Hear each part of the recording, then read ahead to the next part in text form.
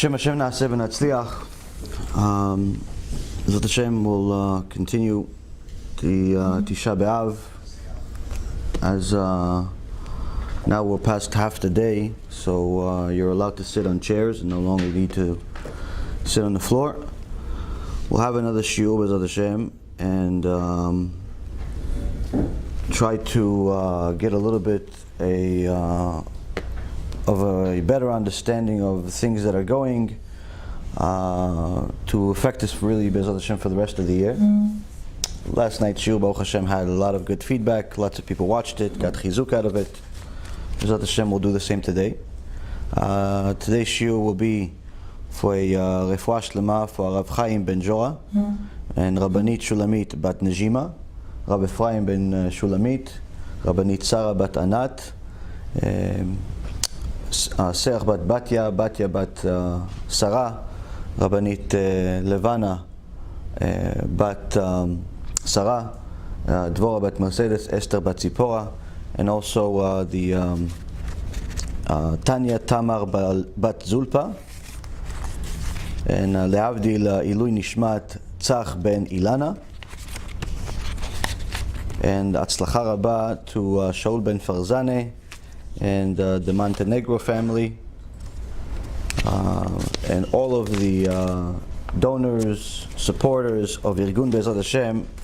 May Hashem bless each and every single one of them with a Atzlacha Rabba, especially when it comes to Torah, mitzvot, gemilut chasadim, tshuva shlema Bezrat Hashem. And may this be another thing that, another shiur, another little bit of chizuk that gets us closer to Avinu Shebashamayim. Now, for anyone that studied some of the midrashim that discuss what happened nearly 2,000 years ago for Am Yisrael, the details are as horrific as can be, and the question is, was the punishment right for the crime? Because we say really today that the common thing is that the whole thing was based on sinat chinam, hating each other baselessly, senselessly, too much. The question is, what does that really mean? And does that really deserve such a horrific punishment to the extent where we are reading midrashim that discuss how Am Yisrael was massacred by the millions, massacred in unusual ways, tortured in unusual ways? How could it be? How could it be? Now, in the end of the Sefer Echa, the book of Lamentations, in chapter 5,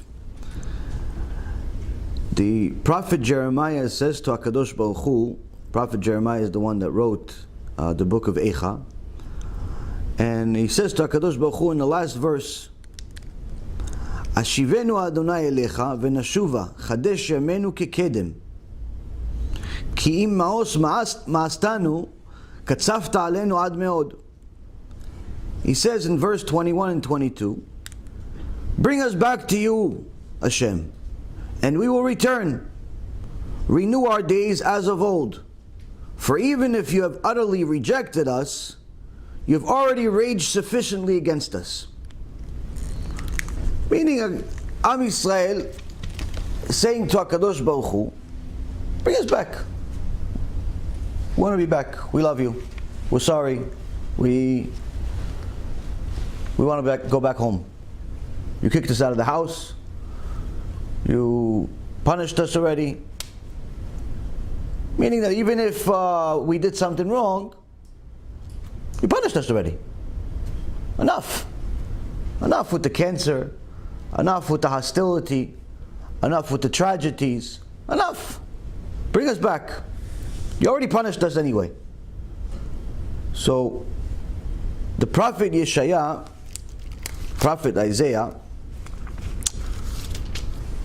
in chapter 40, verse number 1, says, where he talks in prophecy about the churban that's going to be, the destruction that's going to be.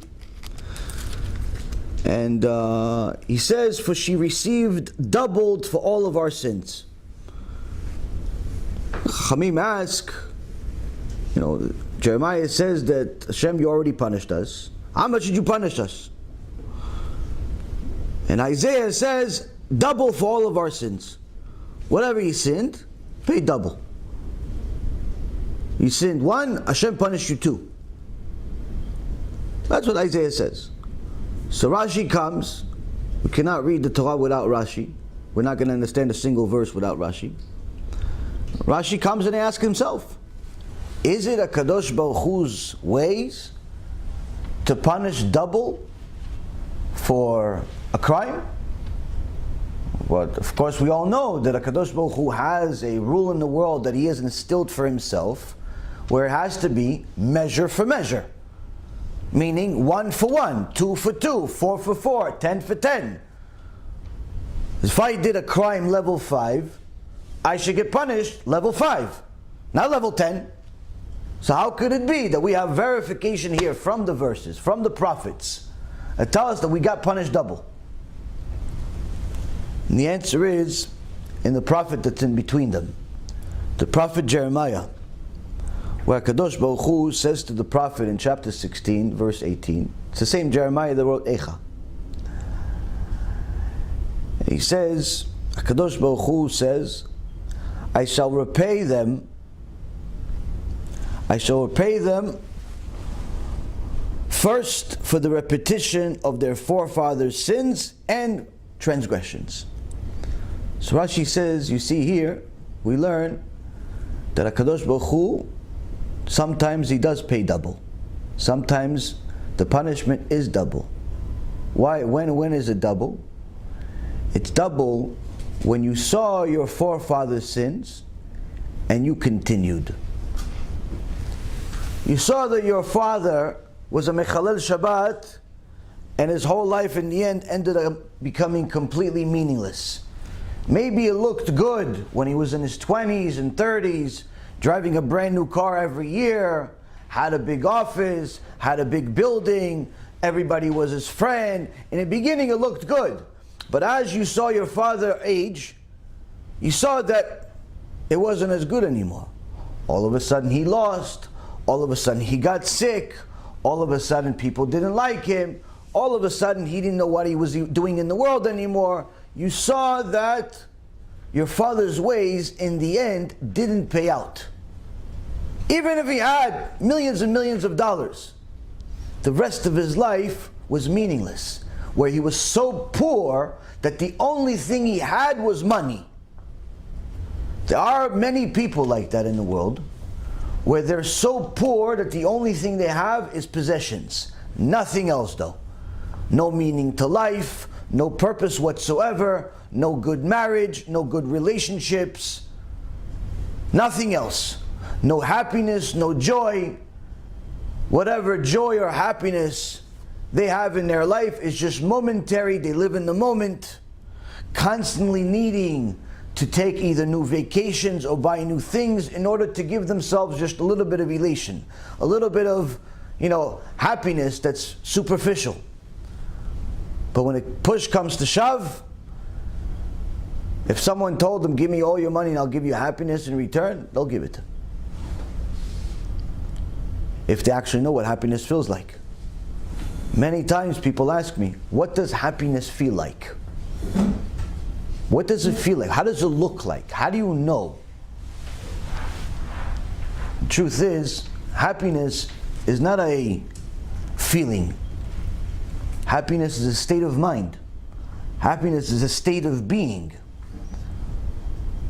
And if you're happy, you know it. You know that you're happy. There's no question of you're happy. That doesn't mean you don't have any problems. You could very well have a lot of problems. But that status does not change. But that can only be if you're connected to the source of happiness, to HaKadosh Baruch Hu himself, which means that you have to be connected to him through the vessel that he gave us, which is this Torah. But if you're only connected to different parts of the Torah that you like and you pick, you like to put on tefillin, so you connected to that. You like praying, so you connected to that. You like giving tzedakah, so you connected to that. But what about shlom bayit? No, not so much. What about actually having yirat shamayim? Nah, a little bit. What about being honest in business? Nah, it's a little hard. I like the other. The other stuff is easier. Put tefillin, I'll put it twice on Tisha B'Av. I'll do a few things. But that other stuff, it's too hard. That's not a real connection. And that's also not going to be real happiness. So we see, Rabotai, that many times we see, as we age, we see the people that came before us age also, and we see how their life turns out. And you talk to them and ask them about themselves, and more than 9 out of 10 only like to talk about their past, when they were young. Oh yeah, when I was your age, I did this and we did that and tututa and didida, and we went here and we did that. Okay, that's great. What about now? No, but listen, but 20 years ago I did this and I was here and I was there. All right, fine, that was 20 years ago, fine, but what about now? No, nothing's going on. Oh, so that means that pretty much anything that's of any value to you is just a memory. It's just the past. In so many words, you just can't wait to die because there's nothing else for you to live for. Your life didn't work out, that means. That means your life didn't work out, because obviously if you're living in the world for 70, 80, 90, 100 years, it's not just supposed to be good for the first 20, 30, or 40. It's supposed to be a fulfilling life.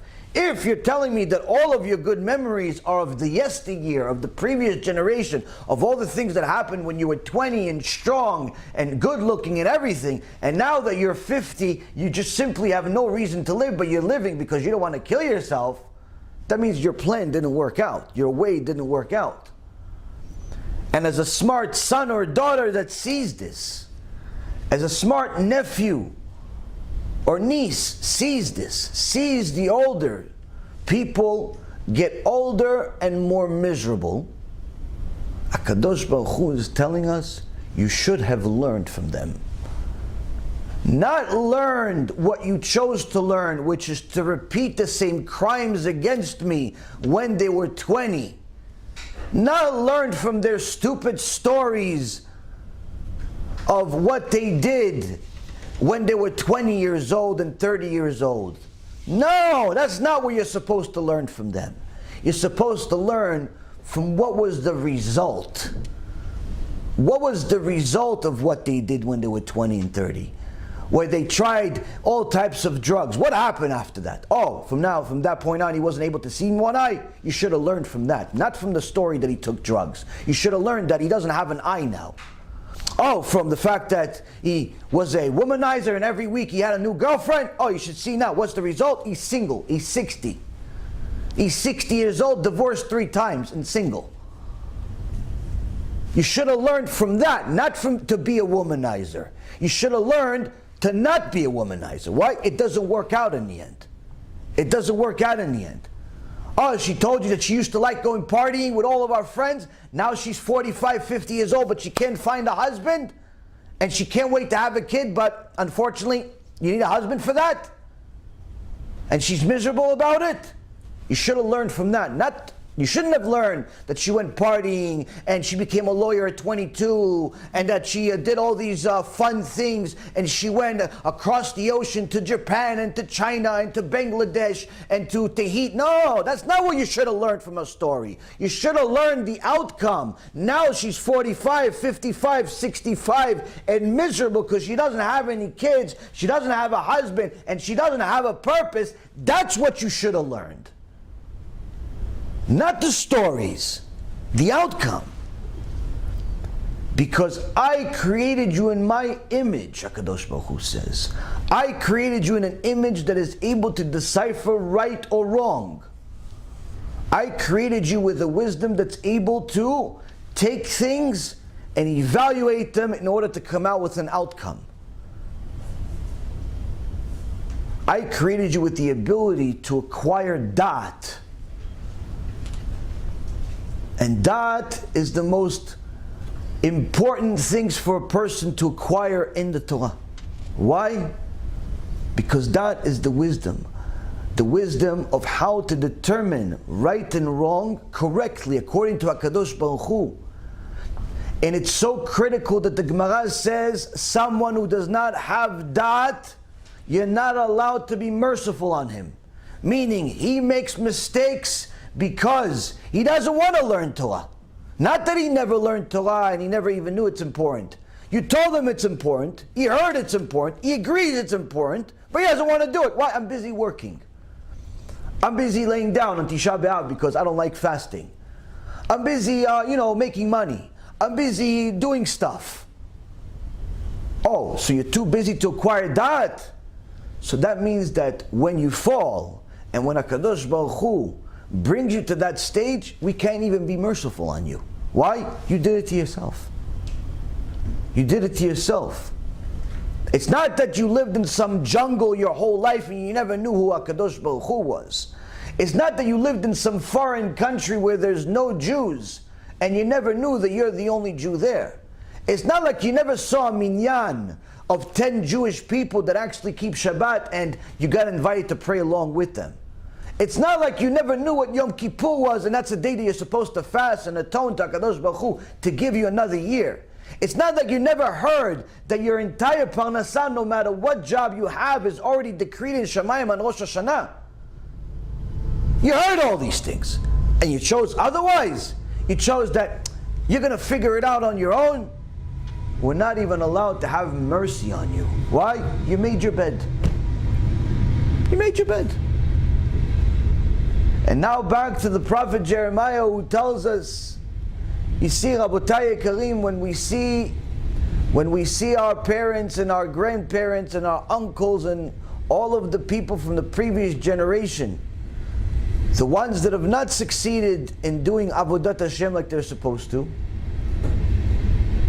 we see the outcome. And the outcome is always, with no exception whatsoever, a failure. The outcome of their life is a complete and utter failure. No exceptions. There is not a single human being that lived a life that's against Hashem that ended up being a success. And I mean a success in life, not a success in material. Because as far as success in material, that is actually an indication of failure many times. Not always, but many times.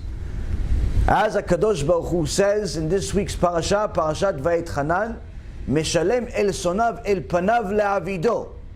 HaKadosh Baruch Hu pays his haters, the people that live a life that forsakes him, the people that live a life without keeping Shabbat, without keeping kashrut, without having a kosher business, without being a morally righteous person. He actually pays them a reward in this world in order to eliminate them.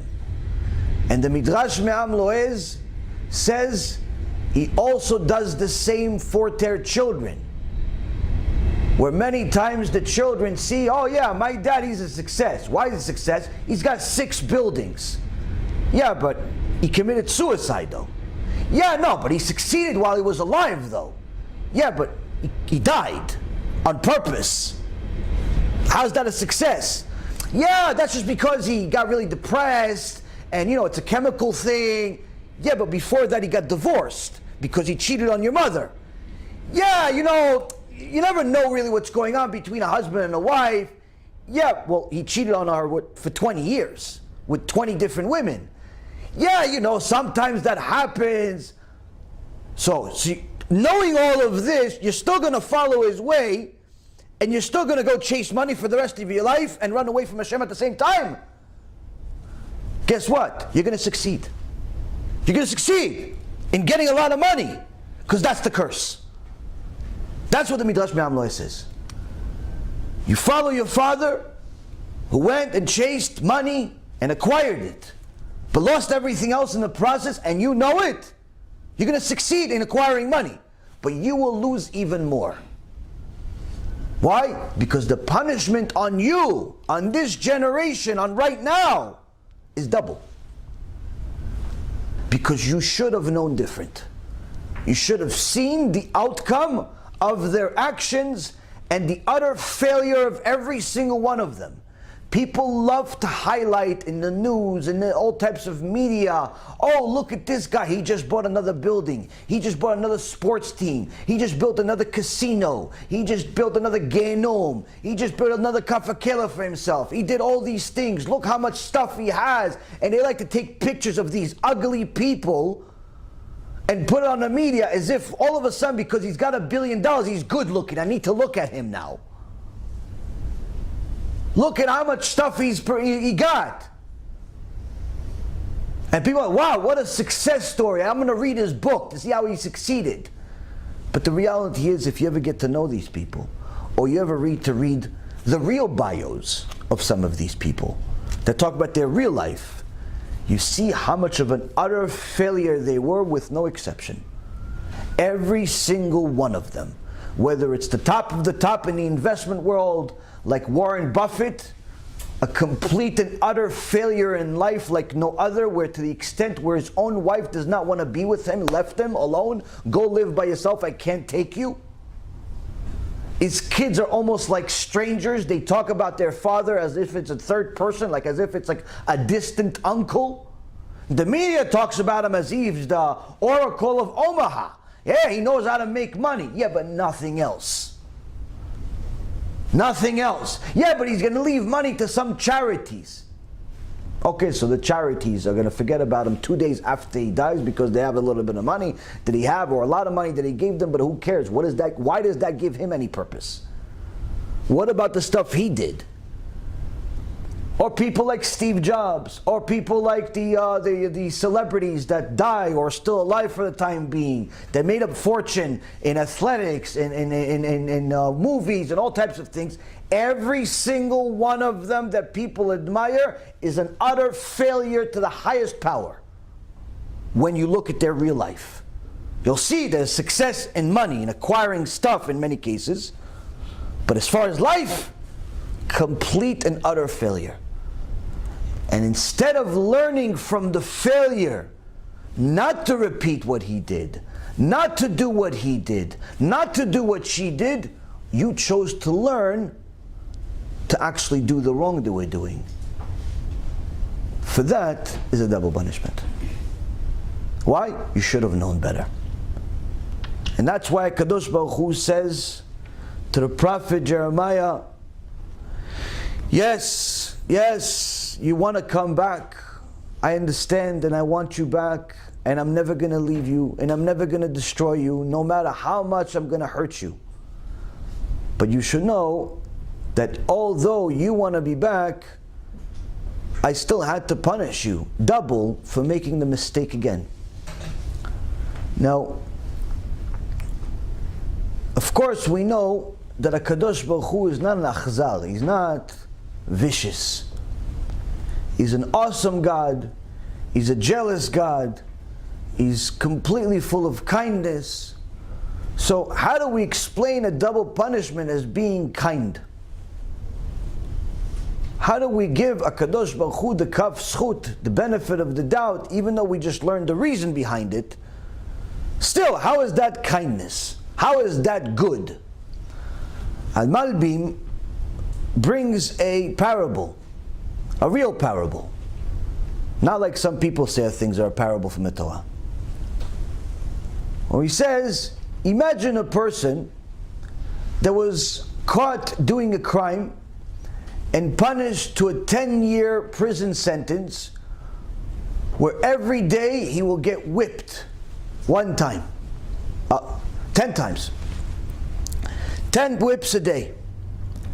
10 whips a day, Rabotai. He is not having a good time.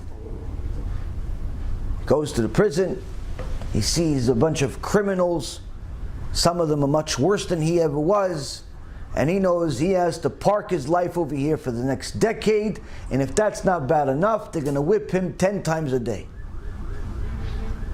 There's nothing for him to do. He got caught doing the crime.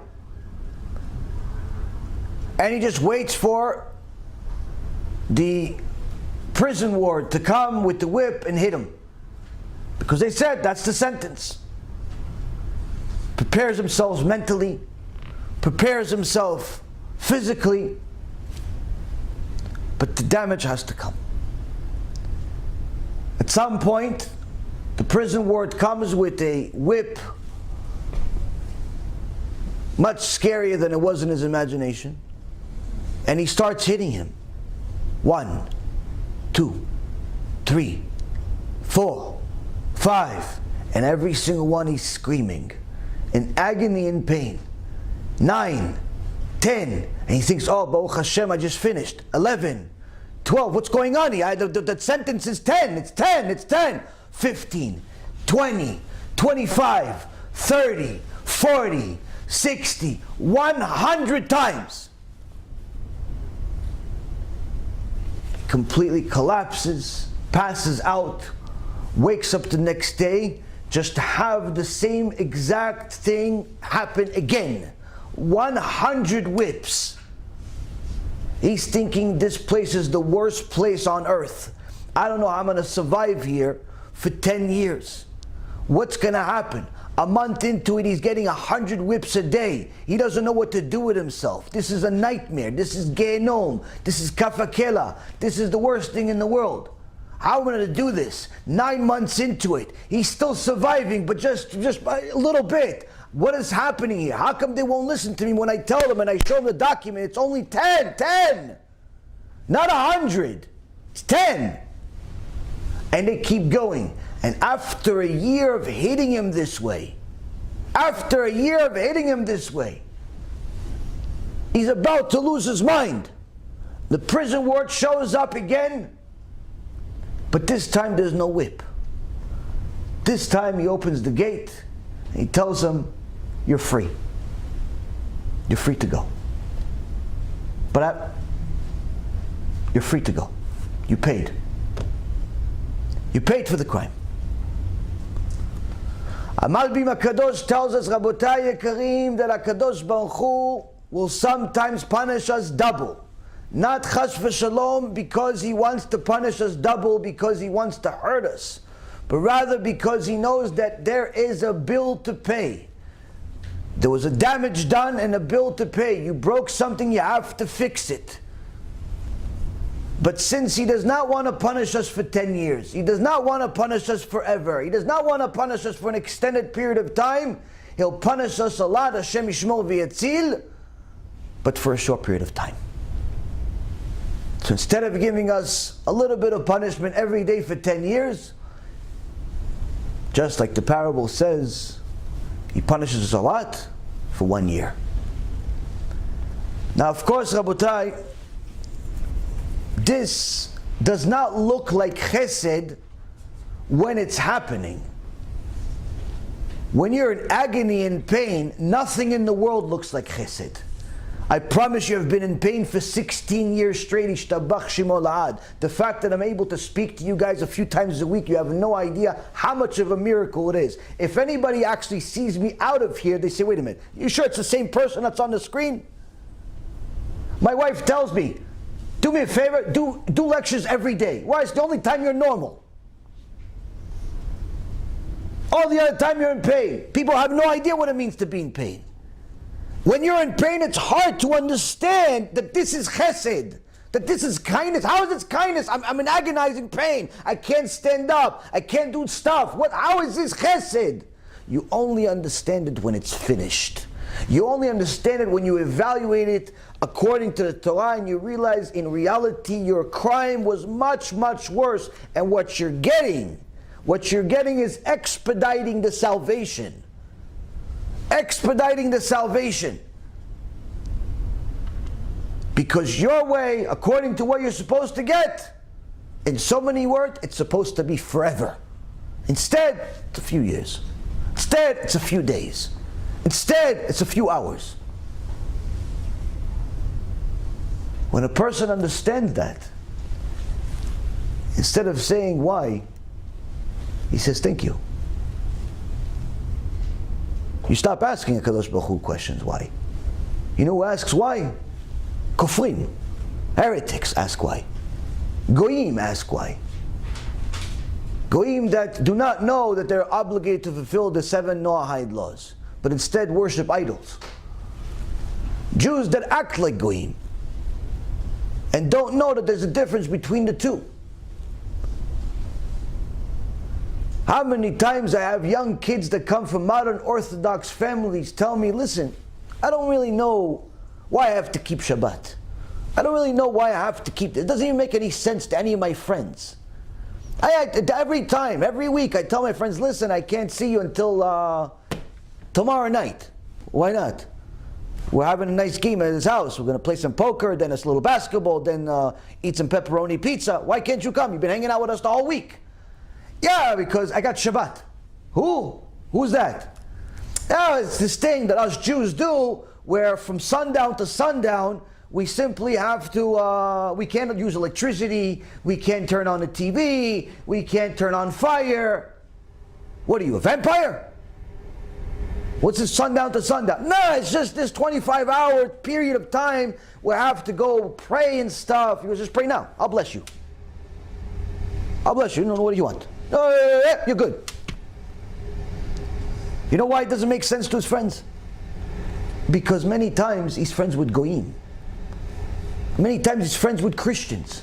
Many times he's friends with Muslims. Many times he's friends with all types of Hindus and all types of other religions. Of course Shabbat is not going to make sense to them. It's not their gift.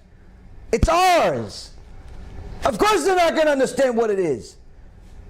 The question is, why are you friends with them? No, I play basketball with them. Why? Ran out of Jews in the world. Of course you're going to have doubts in your belief if your surroundings are contrary to your beliefs. All my friends don't know what this means. Of course your friends don't know and don't understand. They're Goyim or Jews that are acting like them. So of course they're not going to understand. Why are you doing this to yourself? Don't you know that this is the reason why your father suffered so much? Your grandfather suffered so much. He made the same decisions as you. Don't you know? Yeah, but I'm different. I'm smarter than them. By repeating the same mistake, you're not smarter. You're actually stupider. And the problem is, Rabotai Karim, is that many times HaKadosh Baruch Hu will bring different forms of punishment on us because we do not learn the right lessons from the previous generation. Now, when you bring such information to Klal Yisrael, many times, Baruch HaShem, people identify that this is true, and they get the spiritual strength to do something about it.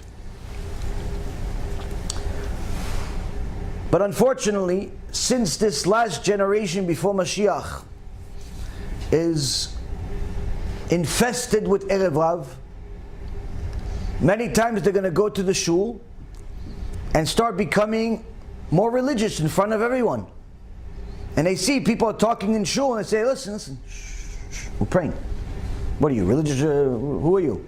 I'm talking. You want to talk? Go to a different Knesset. No, but why don't you go to a different Knesset? Why don't you go outside to go talk? What are you, religious, more religious than thou? Who are you? What are you, becoming some Rabbi Akiva here? No Rabbi Akiva is here. And who's that talking? The rabbi. Who's that? The Gabbai. Who's that? Some of the president of the shul. Tell him, no, don't be too religious on me. We want to talk during shul. We want to do whatever we want. We want to have a little bit of vodka right before prayer. Maybe even sometimes during. Simcha. There's no simcha. Person that drinks is not allowed to pray. Even if he's religious. Even if he is Talmid Chacham. Even if he's a prophet. Even if he's a Kohen Gadol. Where do we learn it from? Aaron HaKohen's children. 2 of his kids, Kodesh Kodashim, were measured as equivalent to Moshe and Aaron. Both got killed by HaKadosh Baruch Hu for having a sip, having a drink before serving Hashem. But yet you, that you want to be zealous now, You want to be a Baal Tshuva now, even though you grew up religious, even though you grew up Hasidish, and you're coming to the shul, you're coming to the Hasidish shul, you're coming to the Chabad shul, you're coming to the Breslov shul, you're coming to the Litvish shul, you're coming to all types of different backgrounds of synagogues, but this time you want to go to shul and it be a shul. So you don't want anyone talking while you're praying. You don't want anyone, screwing around while you're trying to serve Hashem. You want to actually pray. So when other people are doing it, shh, a little shh. And all of a sudden, they all attack you like werewolves with 3-inch teeth. Who are you to tell us what to do? You go to the rabbi agrees with them and not with you. There's nothing you can do about it. Listen, if you don't like it, you have to probably go somewhere else. Nothing I can do. Don't be so religious, though. Don't be so religious. So this, Rabotai, is a constant problem when you have someone that gets inspired to serve Hashem because he realizes that continuing his or her life will only yield them worse damage than the parents that they have, the grandparents that they have, the other older siblings that they have that made those mistakes. They want to start becoming more zealous. They want to become better servants of Hashem, but then they're surrounded by people that are telling them otherwise. So the minute they try to rebuke or say anything about it, the automatic thing that people will tell them, hey, no machloket. Don't do machloket. No. Machloket, that's the reason we're not allowed to have machloket. It's not allowed. No. Come on. Don't be a Baal machloket. That's the reason why the Beit HaMikdash was destroyed. That's the reason we're still in the exile. That's the reason for this, and that's the reason for that. No machloket. Because we're not supposed to hate each other, we're supposed to accept each other no matter what. That's the mentality of the Erev Rav's teachings. And it's against the Torah. In fact, Rabotai Yekarim, machloket is very much a key part of Am Yisrael, where it can be utilized for good and for evil. There's a machloket l'shem shamayim, and there's a machloket for yourself. If your machloket is for yourself, for your honor, somebody insulted you, somebody made fun of you in some way or another, somebody beat you in business, somebody hurt you in some way, leave it alone, let Hashem deal with it. Don't even curse the person, don't wish them bad. In fact, pray for them. Yeah, but he insulted me. Pray for him even more. Yeah, but he called me names. Yeah, pray for him. He said Lashon Hara about me. Baruch Hashem. Say, thank you Hashem for having somebody say Lashon Hara about me. What do you mean? Say, why Baruch Hashem? You should say thank you to him for saying Lashon Hara about you. What? This is a new teaching. This is a chidush. Why should I say thank you? You said Lashon Hara about me. You just spread rumors about me. Rechilot. Yeah, say even more thank you. Go, you should shake, kiss his hand. Thank you. Why? Because the Chachamim teaches the second he did that, the second he did all of that to you, he did you a big favor. Why? At the same process, the Lashon Hara came out of his mouth. At the same process, the Rechilut came out of his mouth. At the same process, that he was doing all of these wonderful favors for you. You know what was happening? All of his mitzvot were coming out of him and going into your account, and you didn't even realize that your averot, your sins, were going to him. Tell him thank you next time you see him. It's good for your neshama. He said all those things about you, hurt you a little bit. Good, tell him thank you. Why? HaKadosh Baruch Hu is going to take care of it, don't worry. He's already going to suffer enough for it. You don't need to punish him. So there's no reason for you to have a machloket based on your personal issues. But when there is a machloket l'shem shamayim for the kavod Hashem, when there is people that are sinning and going against Hashem, they're desecrating the Torah, they're distorting the Torah, they're distorting the Bet Knesset and treating it like it's a pub. When they're treating the Bet Knesset like it's some place that you just hang out in. When they're treating like Torah like it's some philosophical teaching. Like it's just another subject of wisdom that you want to learn. They make it equivalent to all of the other wisdoms that you learn in the secular world. As if they're equivalent. That machloket, Rabotai, that's l'shem shamayim, and that's an obligation. our entire Gemara, our entire oral Torah foundation is built on machloket l'shem shamayim. When you have a machloket l'shem shamayim, you're building the Torah, not destroying it. But people today have such a warped sense of what the Torah is, a warped sense of what good and bad is, that as soon as they see you speak against the wicked people and say, no, you should say I'm sorry, it's not good, you should accept everyone, we should all get along. No, we shouldn't. No, we shouldn't. We shouldn't all get along. We should get along with the people that want to serve Hashem, or at the very least are open to it. Not the people that are actively against it. Someone that's actively against Hashem, even if they call themselves religious and Hasidish and whatever else you want to call yourself, but you're actively against Hashem. You're making friends with the enemy. Like this Lordy guy that we keep talking about, just became best friends with Lapid, one of the biggest haters of Judaism in the modern world. Part of the Israeli Knesset, has done everything possible to follow his father's footsteps, which is to destroy Judaism inside Eretz Israel. The former head rabbi of England, Lord Sachs, because you can't call him a rabbi, he has an article that came out right before Tisha B'Av. What? He's now friends with Lapid. And he said, he doesn't have to agree with me, he just needs to care about me. No, Habibi, there's no such thing. There's no shalom with Reshaim. There's no shalom with Reshaim. There's no shalom with people that are anti-Torah. But you know why you're having shalom with them? Because you're also anti-Torah. Because you believe the Torah is just another wisdom that you compare to your sciences and your histories and your arts and your everything else. That's why. You just do it in a costume of a rabbi, he does it in the costume of a congressman. That's it. Politician. Different customs.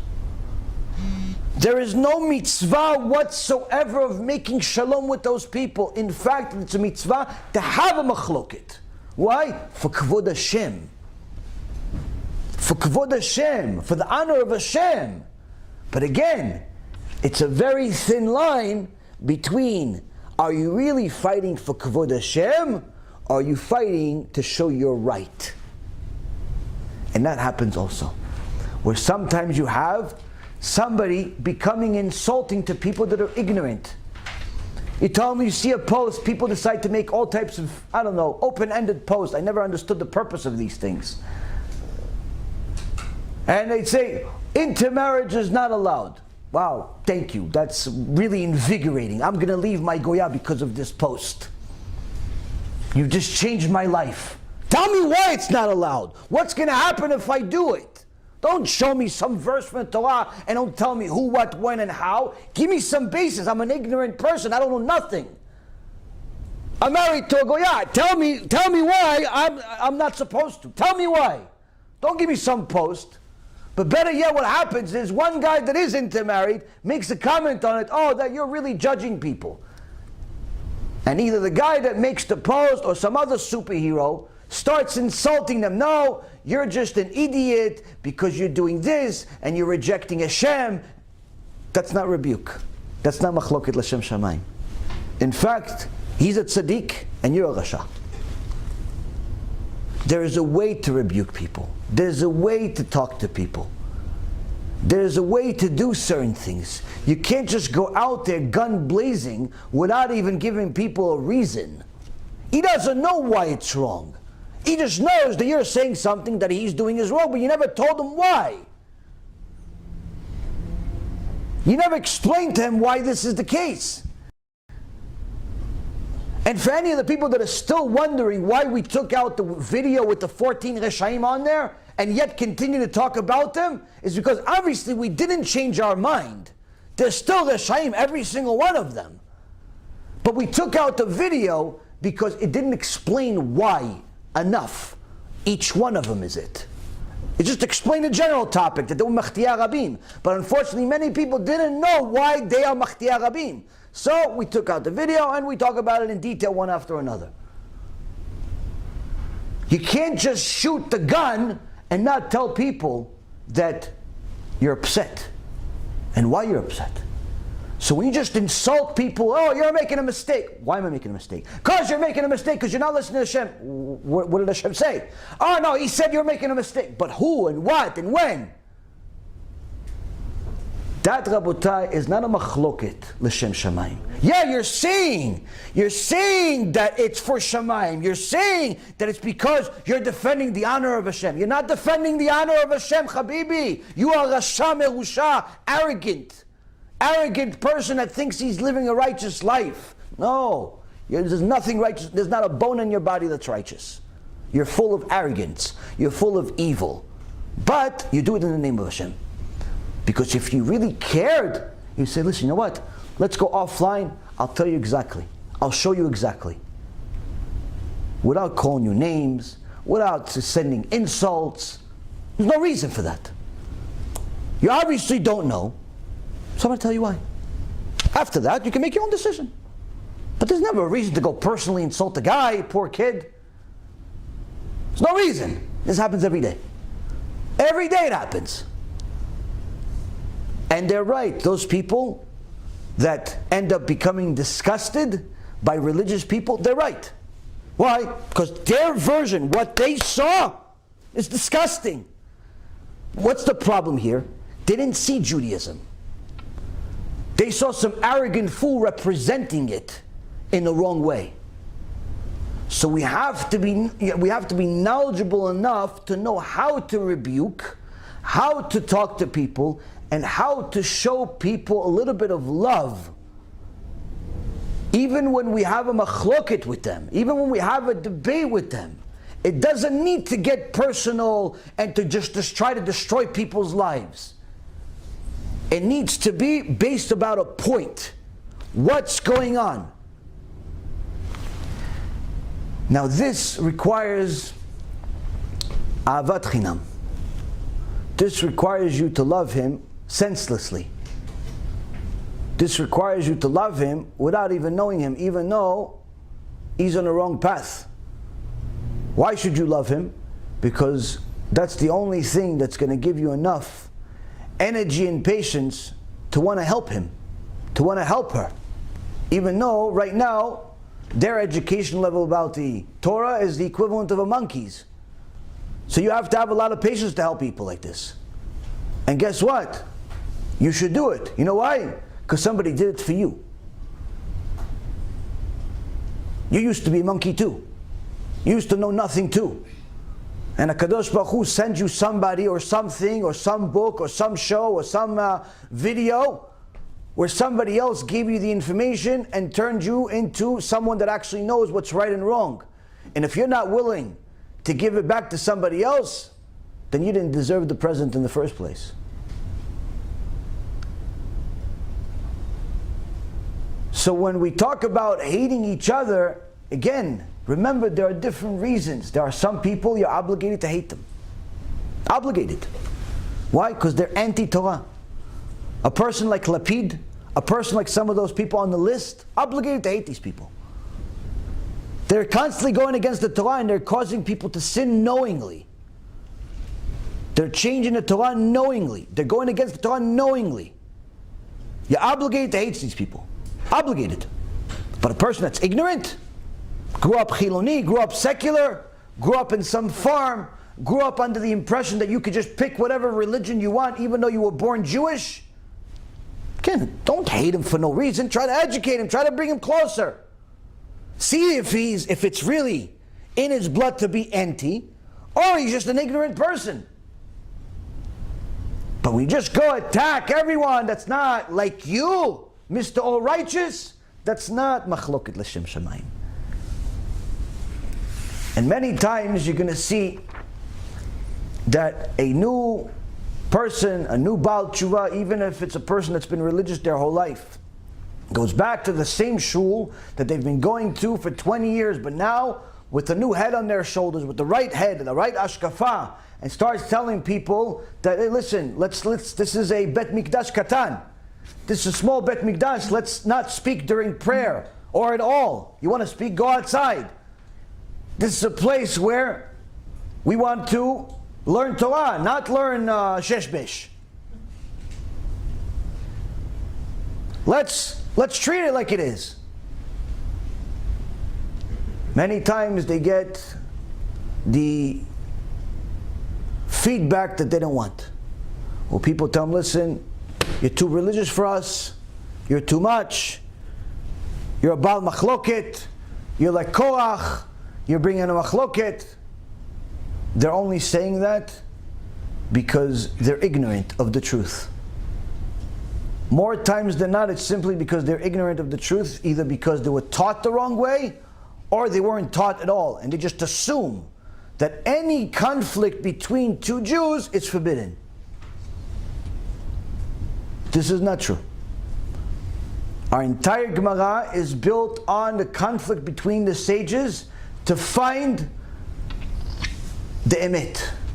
After toiling and looking at the verses one after another, proving back and forth, yeah, but this verse means this. No, but the other verse means that. Yeah, but there's no way that the other verse means that because it's already being used somewhere else to mean something else. It cannot mean both things. Ah, you're right. Okay, so it does mean what you say. Yeah, but you just said you had this chidush that took you 3 years to figure it out. Yeah, it took me 3 years, but I didn't know this new information that you gave me. So this 3 years, I'll get rewarded for toiling in Torah, but it's the wrong conclusion, so I'm not going to use it. So you just toiled, you just worked really hard to build this building for 3 years, and you're just going to destroy it? Yeah, it's not emet. That's all they care about. I only fought for the emet because I thought that's the emet. But now that you showed me proof that what I said is not emet, no problem. It's gone. Garbage. It's garbage. The entire Gemara is this. Back and forth, both sides, and sometimes three sides, are fighting for what they've toiled to a conclusion. They didn't just think this up. They're not shooting off the cuff. They thought this through and they arrived at this emet, but the other sage says no. And then sometimes the third one says no, and yes, and maybe. And they're all fighting, daf after daf after daf after daf. Yes, no, maybe, yes, no, maybe. Then comes Rabban Gamliel, says everybody's wrong, it's option D. When I saw this the first time, I wanted to take all my hair out of my head and just throw it, just get it out. It was the most insane thing I've ever seen in my life. Because in the beginning, it took me 6.5 hours to finish one daf Gemara. I was like a half a retarded person. So even though I was extremely smart and everything else in the world, when it came to this, I just couldn't understand anything. 6 hours for one daf. 1, 2, 3, 10 dapim for one machloket. So I finally, I'm finally going to get to the end. Comes Rabban Gamliel, throws everybody in the garbage. I said, the heck with it. I quit. Why didn't he just come in the beginning and save me the 10 pages? I asked my Rab, what's it? He says, no. The whole point of the 10 pages is not to show you the machloket and tell you his opinion and that opinion and that opinion just to get to the conclusion. No, if you want the conclusion, you look at the Shulchan Aruch, that's the conclusion. You don't paskin halakha from the Gemara. The point of the Gemara is to teach you how to think like a Jew. The point of the Gemara is to teach you that they've reviewed every single thought process that you could ever imagine, so when you finally see the psak halakha, you don't think maybe they're wrong. Because they've thought of everything already. The point of all of those 10 pages is not because they have nothing to write. Trust me, the Gemara was much, much bigger in the beginning than what you have. The Gemara Masechet Avodah Zarah says that Avraham Avinu, just his tractate of Avodah Zarah, was 600 times the size of our entire Gemara today. I'm sorry, 10 times. Greater than our entire Gemara today, just his tractate of Avodah Zarah. That's how much Gemara I had. That's how much Gemara I had. So how come you spent all of those pages to tell me him, you, no, yes, maybe, no, yes, why? Why? To teach you how to think. To teach you how to think, and also to teach you a certain discipline. That when a Gadol Adol says yes, it's yes. Don't ask a follow-up question, why? You want to know why? Go open a book. If he said yes, that means that he thought about everything that you can possibly think about. No, but are you sure that he, yeah, sure of everything. It's like sometimes people ask me a question. Hey, listen, I put on tefillin this morning, but I heard that you're supposed to do again this afternoon for mincha, but I already did a blessing, so somebody told me that I should do a second time, but without a blessing. So I say, good you did it, and do it again on mincha with the blessing. Don't put on tefillin without a blessing. So what should be the follow-up? Oh, okay, thank you. What do I get? No, but you realize what I said. I said that I did it already, and I did a blessing, and somebody told me, don't do it with a blessing. Yeah, but I know. You told me the first time. You don't have to repeat the question. I know, I got it. When I gave you the answer, I took all of that into consideration. The fact that you don't like my answer is not my problem. That's the halakha. That's the halakha. You don't want to put on tefillin, don't put on tefillin. But don't put on tefillin with no blessing. Yeah, but I realize you said it. I reviewed that information because you sent it to me. If you didn't send it to me, then yeah, maybe I didn't consider it because I'm not a gadol. But if a gadol adol says something to you, if he says psak halakha, don't ask why. Don't tell him, yeah, but you realize this and you realize. No, there is no but you realize. He's a gadol because he does realize a lot more than what you think. When he writes a letter that says XYZ, guess what? He thought about all of the options, all of the circumstances, all of the people that will get hurt, and all of the people that will benefit. He thought about that. You don't ask a second question. That's the halakha. And the problem is, Rabotai Karim, is that we do not know what a gadol is. We do not know what the emet is. We do not know what the Torah is. We look at the Rambam, we look at the Shulchan Aruch, we look at all of these different things as if it's just, I disagree. And that's the mistake. This leads us to a lot of problems in our Avodat Hashem, because when it comes to Avodat Hashem, if you don't have the discipline to listen to the Gedolei Ador, if you don't have the discipline to listen to what the halakha says, you're simply not going to make it in Judaism. Because there's going to be certain times in your life that it's not just 1, 2, 3 and everyone understands. Everyone understands you have to build a sukkah. Everyone understands that you have to live inside the sukkah during Sukkot. Everyone understands that if it's raining, you don't live in a sukkah. Why? Because it's raining. It's raining. There's no reward for you suffering on Sukkot. You're supposed to be v'samachta b'chagecha. Everyone understands that's an easy mitzvot. Easy mitzvot. But sometimes a difficult mitzvah, where you have somebody that's an anti-Torah person coming to your shul, saying all types of foreign ideas, anti-Torah ideas. You have an obligation to rebuke. You have an obligation to protest. That's not a comfortable mitzvah for anybody. Trust me when I tell you. It's much easier for me to do it from this position than for me to do it from your position. Why? Here I'm talking general to the world. But if you're going to do certain things, you talk to specific people, it's uncomfortable. But guess what? You got to do it. You got to do it. It's an uncomfortable mitzvah. You got to do it. If people are talking in shul, you have to say something. If people are treating the Torah like it's toilet paper, you have to say something. Why? Kvod Hashem. There's Kvod Hashem. When we did not give a Kadosh Baruch Hu kavod, a Kadosh Baruch Hu says, I have nothing to do with you. I have nothing to do with you. The last prophet that we had, Kadosh Baruch Hu says to the prophet, to the Kohanim, says to the Kohanim, you sinned against me.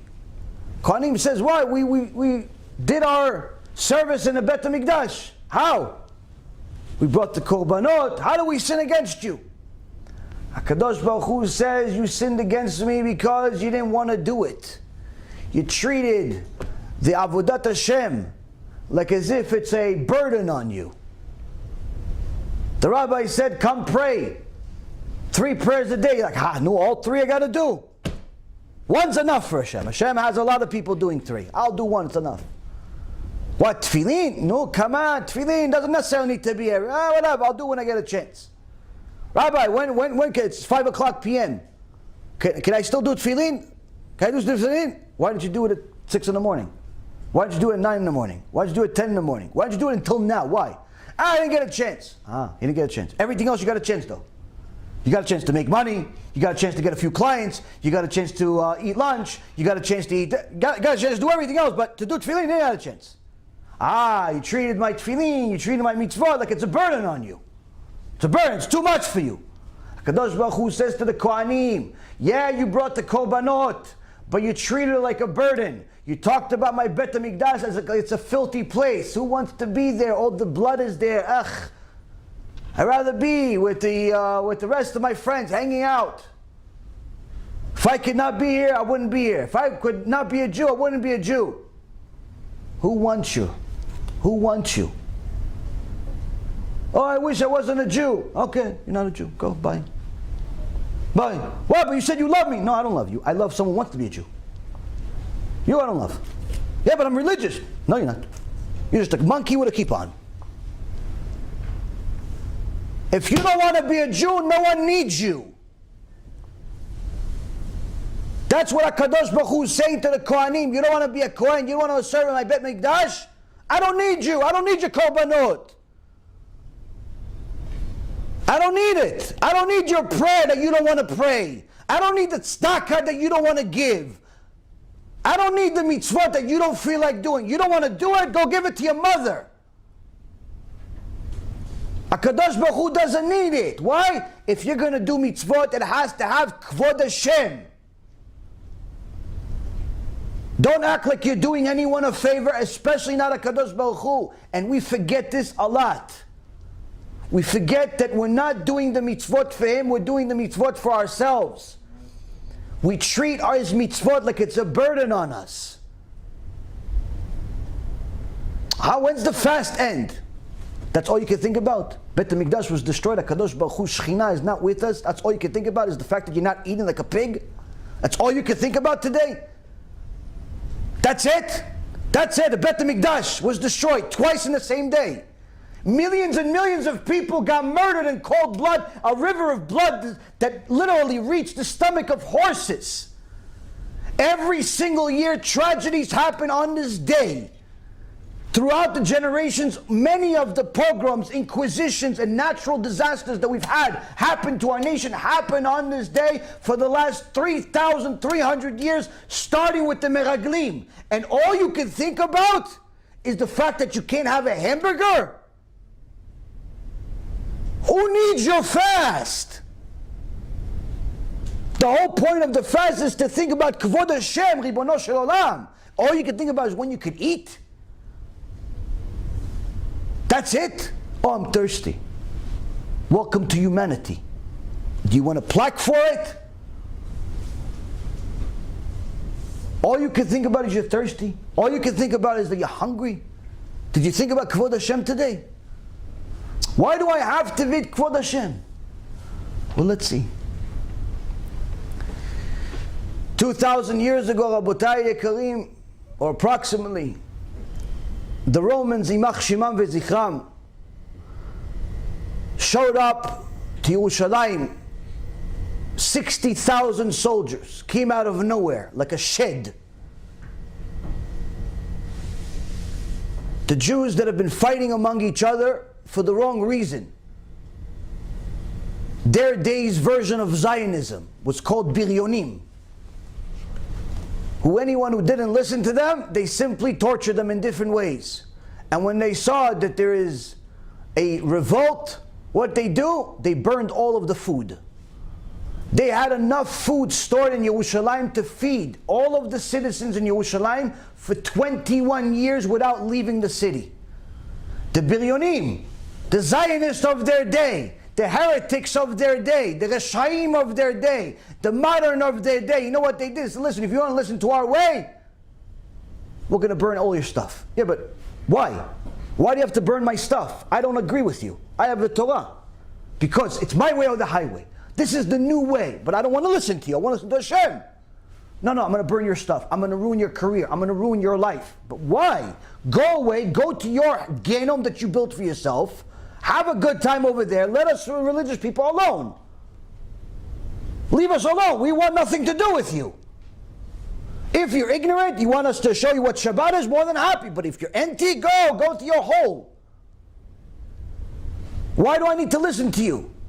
You have to modernize. What they do? They burned all the food. So after this war happened, and they burned all the food, which was one of the biggest disasters, no one understood the damage until the Romans showed up. Because now the Romans surrounded us, and we couldn't run away, we couldn't go anywhere, and we couldn't even stay inside either. And the starvation began to the extent where literally the mothers would eat their kids. The starvation was so horrific, Rabotai Karim, that the good ones among us started doing things that even crazy people don't do. They lost their mind. Rabban Yochanan ben Zakkai wanted to go talk to the Roman leader. Maybe there's some type of peace. Maybe we could do something about it. No. We're running the show here. We're the modern ones. We're the strong ones. We're the Zionistic ones. We're the modern Orthodox ones. We have a kippah, but we don't follow all the Torah. We follow whatever fits. You can't go. Why can't I go? But I'm an individual person. No. You're not individual. We're representing everyone. He had to pretend like he was dead in order to be allowed to leave. They put him in a casket and it said he died. Our rabbi died, we have to go bury him. So let us check the body. No, come on, that's not kavod hamet. That's not honor for the someone that dead. Needless to say, a big rabbi, he died. Leave us alone. Let us go bury him. Let us stab him to make sure he's dead. That's really how you're going to treat somebody? Okay, go. Mamash, by a miracle, Rabban Yochanan was able to exit Yerushalayim and go to Vespasian, who was at the time simply a general leading the army. And he says to him, Hello, Kvod HaMelech. Vespasian says to him, Rabbi, I should kill you twice for what you said. Once for calling me Kvod HaMelech, and I'm not the Melech. That's going against the king, the real king, the Caesar. He's the Melech. Why you call me Kvod HaMelech? That's like you're desecrating the king, calling the wrong person Melech. Should kill you for that. Rabban Yochanan says to him, no, you don't understand. We have our truth that comes from the Torah, not from what you see as reality. We find the truth based on the verses. We see what's in the verses. And in the verses, in our holy Torah, it says that only a melech can hurt Yerushalayim. Only a melech is given the power by the melech Malchei HaMelachim, the king of kings, will only give the power to hurt his kids to another melech, not to just somebody. So you're a melech whether you realize it or not. As they're having this speech, Rabotai Karim, a messenger comes from Rome and tells them, you are the melech now, you're the Caesar now. You're the Caesar now. The other Caesar, he died. You're the new one. He sees this live in front of Rabban Yochanan. Rabban Yochanan was the rabbi of Rabbi Eliezer HaGadol, who was the rabbi of Rabbi Akiva, who was the rabbi of Rabbi Shimon Bar Yochai, and Rabbi Meir Baal HaNes. Just so you understand who we're dealing with. Baal Ruach HaKodesh can decide who lives and dies based on his word. He tells him, you're a melech. Within the speech, within the conversation, he says, he sees he's becoming a melech, he becomes a king. During the conversation, he's so enamored by it, but he says, I still need to kill you. Because if you say, I'm a melech, איפה היית עד עכשיו? Where have you been until now? If I'm a melech, if I'm a king, what took you so long to come see me? The Baalei HaMusar said the following: Rabotai Yekarim, every single day we say melech, melech, melech. We keep telling HaKadosh Baruch Hu that He's a melech. We say blessing. Baruch atah Hashem Eloheinu melech haolam. Melech, melech. He's the melech of the olam. He's the king of the world. Every day there's a blessing you do, melech haolam. You do amidah, melech haolam. Constantly we talk about HaKadosh Baruch Hu being a king, being a melech. But yet when it comes to emet, when it comes to learning Torah, and when it comes to shiur Torah, on Tisha B'Av, you're fasting and everything, there's nothing else to do anyway. No, I'm tired. But why are you fasting? Hashem said. Who's Hashem? He's the melech. Oh, so you don't want to learn His Torah? You say He's the melech, but you don't want to learn His Torah? He's the melech that you ask for parnasah, right? Yeah. You ask for zivug, right? Yeah. You ask for kids too, right? Yeah. You ask for briut, yeah. You don't want to have coronavirus. You keep walking around with all these strange masks, right? So you want the melech to protect you, right? Yeah. So how come we don't learn His Torah? How come when it comes to learning His Torah, all of a sudden He's not a melech? How comes when it comes to all of the mitzvot, all of a sudden you don't feel like doing it? You treat it like it's a burden. You treat the mitzvot like it's a burden, like learning Torah. Like, I don't have time for it. Hey, Rabbi, can I like only learn an hour a day and then play video games the rest of the day? Is that okay, or is that bitul Torah? Why are you learning Torah? For what? Why even bother to do the hour? Why even bother learning an hour? Why? For what? Why are you going to do it? Oh no, you said God said it. Who's God? I don't know, you say He's the melech. I said He's the melech. He said He's the melech. Yeah, same thing. No, it's not the same thing. If I said, who cares what I say? I put on my pants on one leg at a time just like you. But if HaKadosh Baruch Hu said it and I'm repeating it only to save you the time, if He's the king, where were you until now? How come you're treating His Torah like it's a burden that you could only study, you could only tolerate it? You could only tolerate Dvar Hashem for an hour a day so you can get to play video games for the next 20 hours. You could only learn an hour a day but work 23 hours straight with no break. There's no problem for anybody to work to make money. Nobody ever says, wow, you're overworking me. But when it comes to shiur Torah, it comes to Gemara, if it comes to Musar, it comes down, no, come on, I can't do it. Why can't you do it? How come you could work at some company building buildings, putting stuff over your head, making contracts, negotiating with people, arguing with people, with no limit? Torah, half hour a day, 15 minutes a day, once every few days. When I get a chance on Shabbat. On Yom Kippur, because there's nothing else to do. How come? If I'm a melech, where have you been until now? HaKadosh Baruch Hu says, where have you been until now? How come my Torah is distasteful to you? How come my mitzvot are distasteful to you? How come you're treating them like a burden? How come the only thing that you've established during Tisha B'Av is that you're hungry? How come the only thing that you cared about during Tisha B'Av is that you weren't able to, drink whatever drink you wanted? How come that's the only thing you thought about the whole day? If I'm a melech that you're going to pray to the whole year, how come my mitzvot are disgusting to you?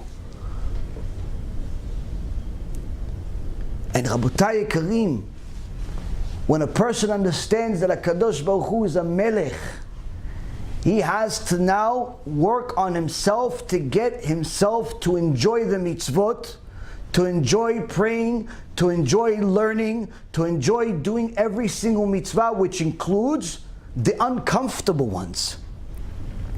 The ones that we don't really like to do so much. The ones that people call machloket. The ones that people call, this is not politically correct. Why? Because if we are to say that we're going to love each other and stop hating each other, that means that we have to start thinking ahead.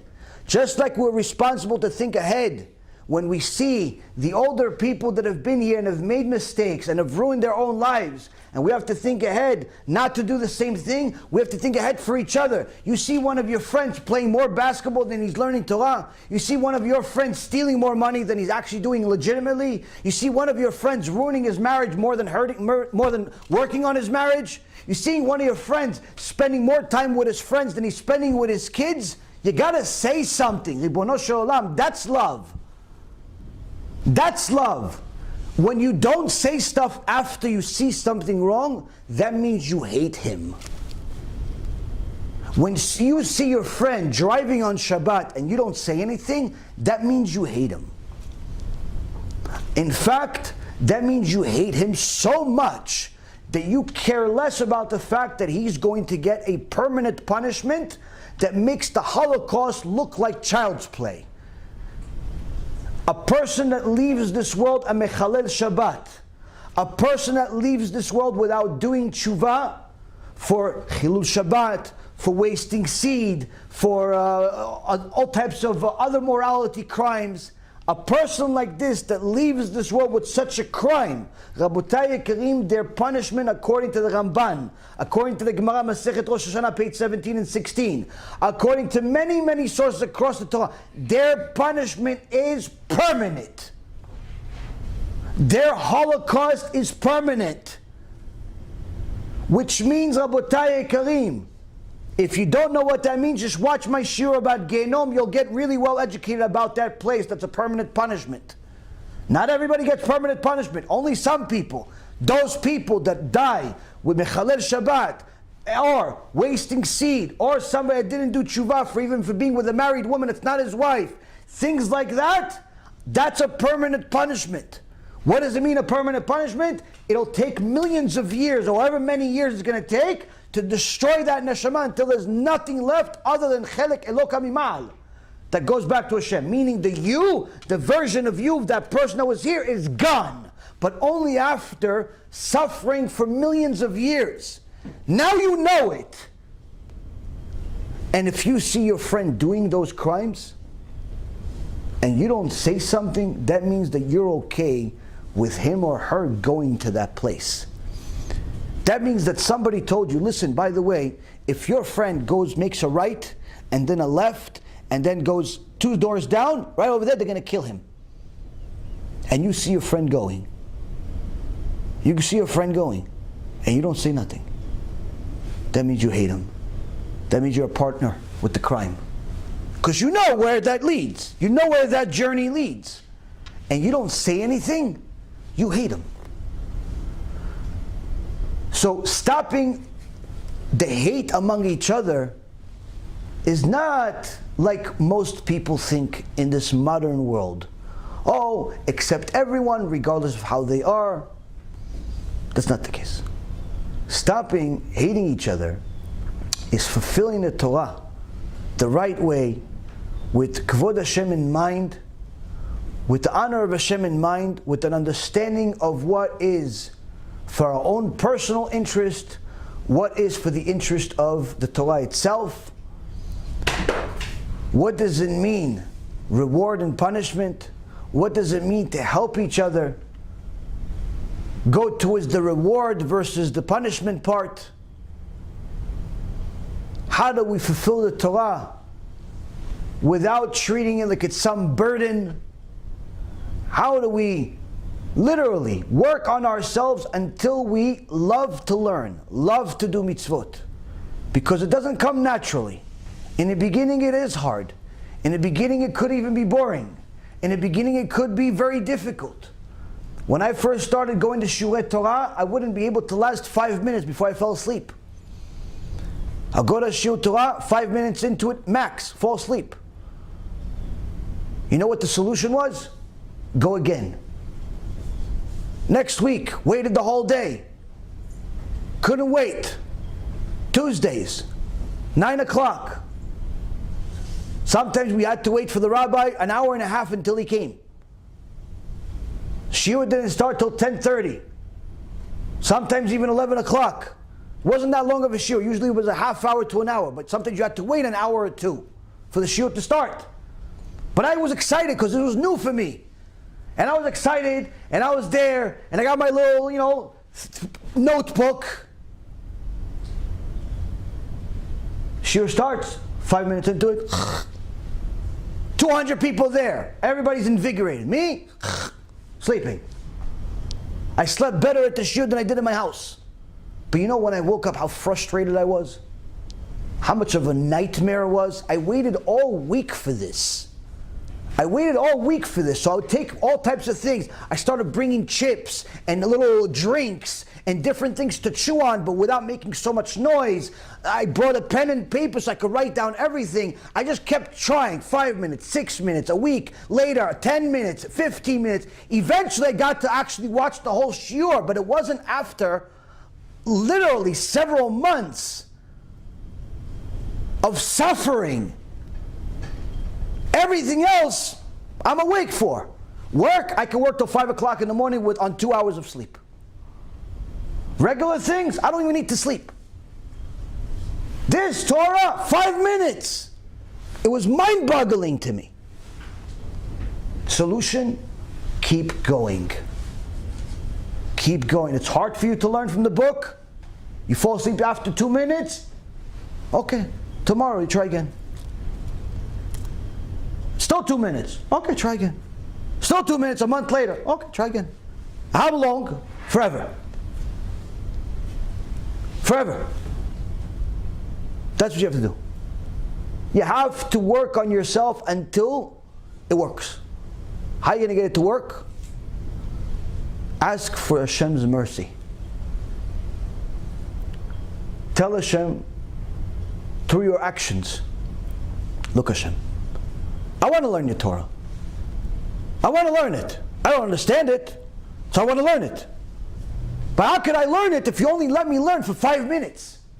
How could I learn if every single time I learn, I don't understand anything? How could I learn if there's just nothing makes sense to me? How could I learn? Please, HaKadosh Baruch Hu, please, please. Please. Open up my mind. Give me the ability to learn. Like a regular person that you want in this world. Now if you do that, based on actions where you try every day, day in, day out, failed or success, you keep going and going and going and going, HaKadosh Baruch Hu will eventually open up your mind, just like He did for Yeshua ben Nun, who until he opened up his mind was known as the Ksil, as the fool. But then Hashem opened up his mind and he became the Gdol Hador after Moshe Rabbeinu. But you have to try hard. Now if you don't try hard, and you just try whenever you get a chance, after you finish playing video games, after you finish work, after you finish everything else, you only get to it on Shabbat. You know what HaKadosh Baruch Hu is going to say to you? When you plead to him, oh please Hashem, I want to understand this one. Why do you want to understand it? Why? Because you're the Melech. HaKadosh Baruch Hu is going to say to you, if I'm a Melech, where have you been until now? You have 7 days a week. How come you only showed up once? You have a local shiur 3 times a week. How come you didn't even show up once? You have videos available online. How come you didn't watch any one of them? How come the only video you watch is as long as it's shorter than 5 minutes? But when it comes to work and somebody tells you, listen, we have this project, but it's going to take at least 3 years to complete, no problem. But a video about Torah, 5 minutes max. How come? If I'm a Melech, where have you been until now? That means, Rabotai Karim, that in order for us to get to where we need to get to, which is to serve HaKadosh Baruch Hu with honor, to serve HaKadosh Baruch Hu with kavod, to serve HaKadosh Baruch Hu like we're supposed to anyway by default, that means we have to even earn that too. Earn the merit to serve Him the right way. Because naturally, we just want the Yetzirah. Naturally, we just want to make sins. Everything we want naturally is bad for us. Everything we want is bad for us. What do we want? We want more intimacy? Bad for you. More food? Bad for you. More money? Bad for you. Why? Because unless you have Torah in your life, you don't know how to use money. So it's bad for you. More kavod, definitely bad for you. You want recognition every time you donate money? Extremely bad for you. Why? You go up to Shammai and say, listen, sorry, but you used the ticket. What do you mean? I have a ticket. Yeah, but it has holes in it. You used it. Why? Because every time you made a donation, the whole world knew that you donated this money and you used your merits. So getting that kavod, bad for you. Everything we want is bad for us. So in order to get to the point where we serve Hashem the right way, where it's not bad for us, we actually have to earn that. We have to earn the merit. How? By serving Him even when we don't want to. Serving Him even when it's difficult for us. Serving Him even when it's something that doesn't make sense to us. But we keep pushing and pushing every single day. Yeah, but I don't want to be here. Okay, that doesn't really make a difference. Hashem said you're supposed to be here. He's the Melech, right? Yeah. Okay, so let's go. He's the Melech, right? Okay, so you do it. We don't do it because we want to right away. We don't do it because it's fun right away. We don't do it because we taste the deliciousness of Torah right away. We don't. We do it because He's the Melech. And Be'ezrat Hashem, enough servitude of the right way will earn us that beautiful taste, that delicious taste of Torah, that siyata dishmaya that you have when you look at the Torah and you actually understand what it says. You look at a verse and say, wow, I got a chidush about this because it connects to the Gemara and it doesn't disagree with the sages, and that's a chidush. And it's mine. And I brought it to the world. You got to earn that. And that takes a lot. What's a lot? A lot of hardship, overcoming your Yetzirah that tells you don't do it. It's not fun. It's not delicious. When a person starts fulfilling the Torah that way, little by little, he'll not only be able to serve Hashem the right way, but he'll also serve society the right way. He'll start loving the right people and hating the right people. There's the right people to hate, and there's the right people to love. And there's also the wrong people to hate and the wrong people to love. Because this too is also a mitzvah. This Tisha B'Av, Rabotai Yekarim, is a Tisha B'Av that we're experiencing because we have not done enough tshuva over the last year. Be'ezrat Hashem, this will give us enough chizuk to do tshuva, finally. Do tshuva, where Kadosh Baruch Hu says, yeah, you want to come back? You want to come back? Okay, I'll have you back. I'll have you back. Why? You earned it. Be'ezrat Hashem, we earn it. By fulfilling His mitzvot, whether we want to or we don't want to. By getting our brothers to fulfill the mitzvot, whether they want to or don't want to. But always doing it for Shem Shamayim. Not for recognition, not for money, not for popularity, not to show that we're right. For Kvod Shamayim. For the honor of Hashem. Nothing else. That is loving each other. Be'ezrat Hashem will achieve this. We'll love each other. I'm going to see you guys in a little while. 6 o'clock, we're having another lecture with the rest of the Kehillah, Be'ezrat Hashem, so you guys can hang out over here, maybe learn some other stuff. I'm going to go in the car, take care of some other things, learn a little bit. Be'ezrat Hashem, we'll see each other in a little while. Baruch Adonai Le'olam. Amen ve'amen.